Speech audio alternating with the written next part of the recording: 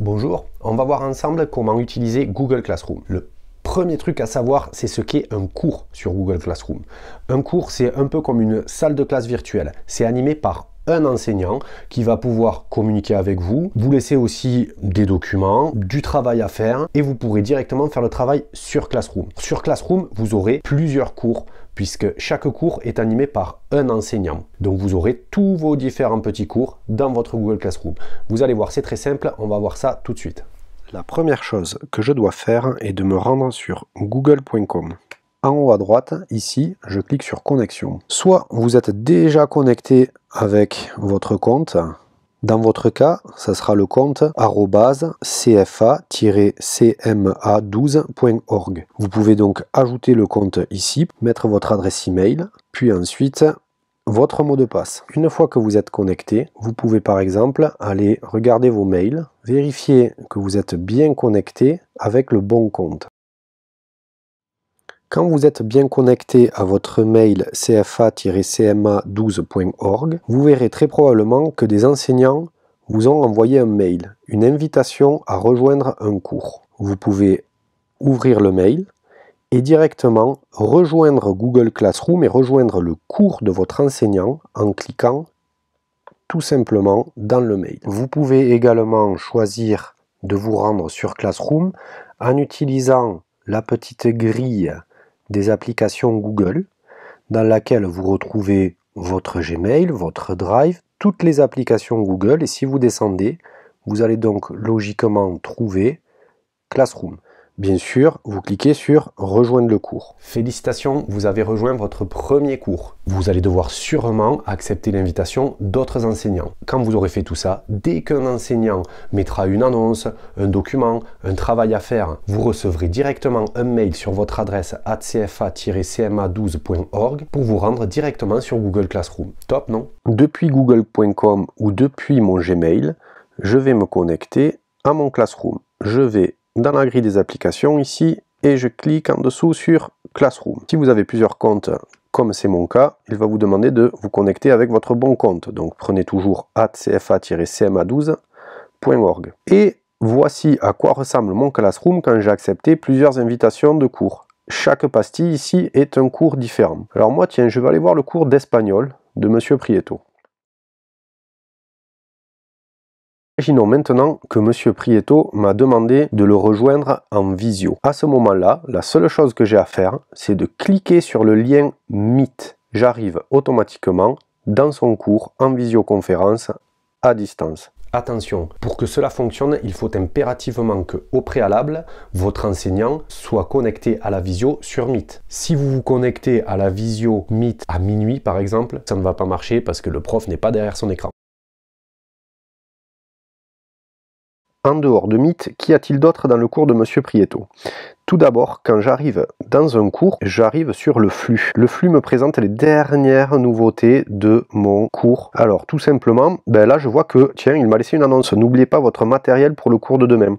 Ok, Monsieur Prieto, c'est noté. En dessous, je vois par ordre chronologique ce qui s'est passé sur mon cours. Je vois qu'il a publié un nouveau support et aussi un nouveau devoir. Mais pour que ce soit plus clair pour moi, je vais plutôt utiliser l'onglet Travaux et devoirs. Me voici dans l'onglet Travaux et devoirs. Je vois d'abord que Monsieur Prieto nous a laissé des annales, un sujet d'annale d'examen pour vous entraîner peut-être. Voici un sujet d'annale. Tiens, c'est un PDF, je peux donc aller tout simplement consulter le document que m'a laissé Monsieur Prieto.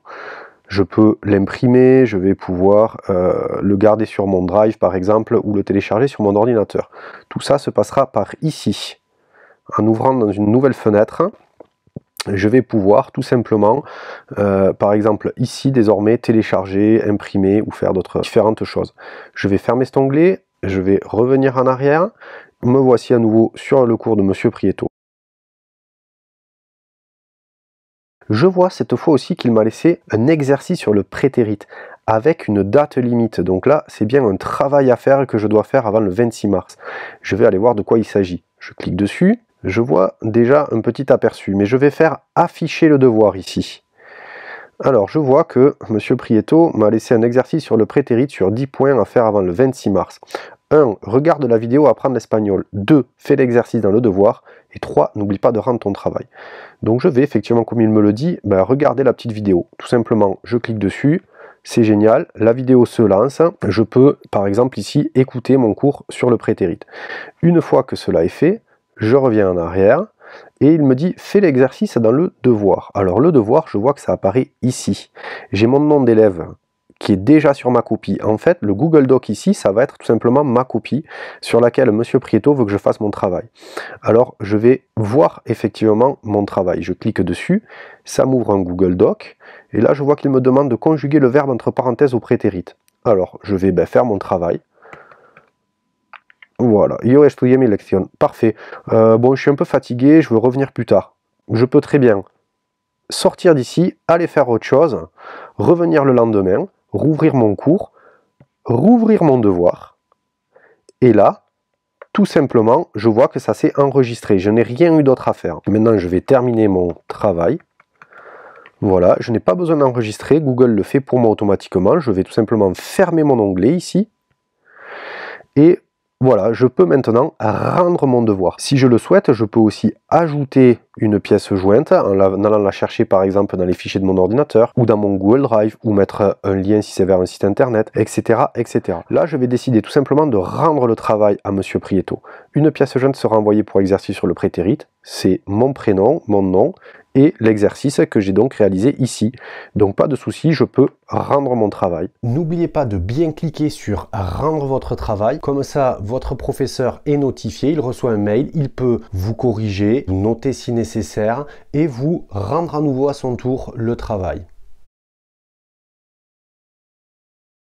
Je vous invite à télécharger sur votre téléphone depuis le Play Store ou l'App Store l'application Gmail. En cliquant en haut à droite, vous pourrez ajouter votre compte cfacma12.org qui est un compte Google. De la même façon, je vous invite à télécharger l'application Classroom, à faire bien attention à vous connecter avec le bon compte. Si vous avez plusieurs comptes sur Google, connectez-vous bien avec le compte CFA-CMA et vous verrez que vous pourrez recevoir les notifications, mais aussi peut-être, pourquoi pas, faire une partie de votre travail. Si je vais voir le travail de tout à l'heure, je vais voir que je peux notamment regarder la vidéo directement depuis mon téléphone si je suis dans le bus. Et je vais pouvoir aussi, en cliquant en bas sur votre devoir, pourquoi pas, consulter le travail et même le faire. Mais très souvent, il me faudra aussi télécharger les applications Google liées, comme Google Doc ou Google Sheet, en fonction du travail que vous donneront vos enseignants.